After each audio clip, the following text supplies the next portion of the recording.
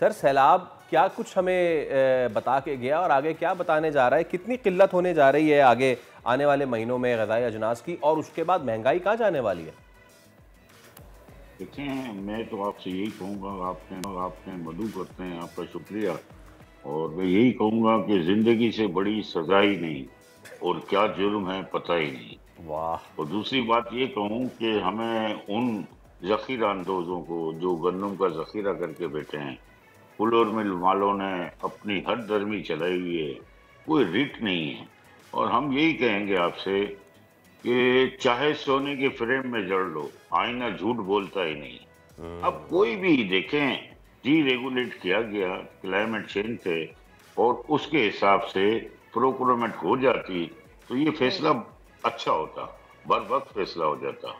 लेकिन चारों सूबों में गंदम पहुंच जाती, और ये जो कोहराम मच गया, 52 रुपए की गंदम जो किसानों से, यानी तकरीबन 40,000 करोड़ रुपए का टीका लग गया, और ये कोई किसानों को, हारियों को कोई मदद नहीं हुई। अच्छा, अभी ये जो बारिशें हुई हैं, अब अब्दुल रऊफ साहब, ये जो बारिशें हुई हैं, मुझे ये बताएं कि क्या आप नोइंग, आप इस बिज़नेस में हैं, मुझे बताएं कि आप बता सकते हैं हमें कि इससे कौन कौन से हमारी क्रॉप मुतासर हो गई है इस सीज़न की, और इसमें महंगाई आएगी, और क्या एक रफ एस्टिमेट भी हो सकता है कि कितनी कीमतें ऊपर जाएंगी? देखिए, मैं आपसे ये कहूँ कि देखें, क्रॉप जो हमारा गंदम का था वो तो मार्च अप्रैल में तो कट गया। हाँ। और गंदम का कोई क्रॉप खराब नहीं हुआ। हमारे पास वाफिर मिकदार में गंदम मौजूद है।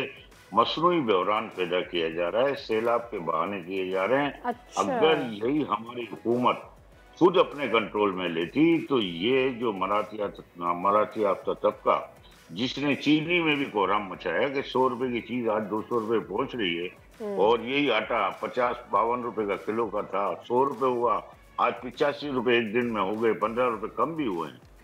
और मैं ये कहूँ कि चावल की फसल का आप कहें तो चावल की फसल में 10% डैमेजेस होंगे, लेकिन चावल में एक खूबी ये भी हुई है कि पंजाब और सिंध की तरफ हील अच्छी हुई है। इसका मतलब क्रॉप पे इतना बड़ा इफेक्ट नहीं आएगा।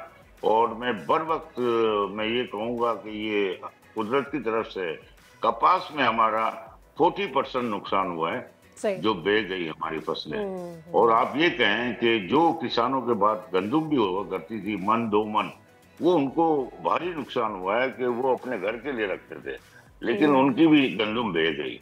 अब रही दालों की बात, दालों में हमारी इंपोर्ट है 80%, और दालों में जो किरदार इंपोर्टरों ने अदा किया, मैं उनको काबिले तारीफ कहूंगा और उनके अप्रिशिएट करता हूँ कि उन्होंने किसी कीमत पे बढ़ने नहीं दिया।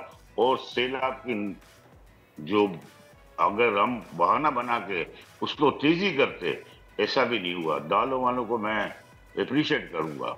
और जहां तक भी हो, इस मुल्क के लिए हम क्या कर सकते हैं, मैं यही कहूंगा कि वजीर आजम हो और चारों वज़रा आला हों, चीफ सेक्रेटरीज हों, उनका इजलास बुलाया जाए, फूड इमरजेंसी लगाई जाए। और जो चावल में भी आप देखेंगे कि फीड मिल की नजर ना हो। ईरी 6 जो चावल होता है हमारा एक्सपोर्ट, सबसे बड़ा एक्सपोर्ट हमारी ईरी 6 का है, बासमती का कम होता है। अब यही क्रॉप, आपको कोई ऐसा अंदेशा नहीं है और ना किल्लत होगी। अल्लाह करेगा तो ये जो मुसीबत आई है और ये अल्लाह की तरफ से है, और इंशाल्लाह ये माहौल आहिस्ता आहिस्ता अब्दुल रऊफ साहब, फिर मैं इस आपकी बात को ऐसे समझूं कि जो कुदरती आफत आई है उससे चावल पे तो इतना असर नहीं पड़ेगा, अगर बाकी क्रॉप से भी असर पड़ेगा तो शायद इतना ज़्यादा नहीं पड़ेगा। अगर पड़ेगा तो उन होल्डर्स की वजह से पड़ेगा, उन ज़ख़ीरा अंदोज़ों की वजह से पड़ेगा जो अभी से एक्टिव हैं। सब्सक्राइब करें और बेल दबाएं ताकि कोई खबर रह न जाए।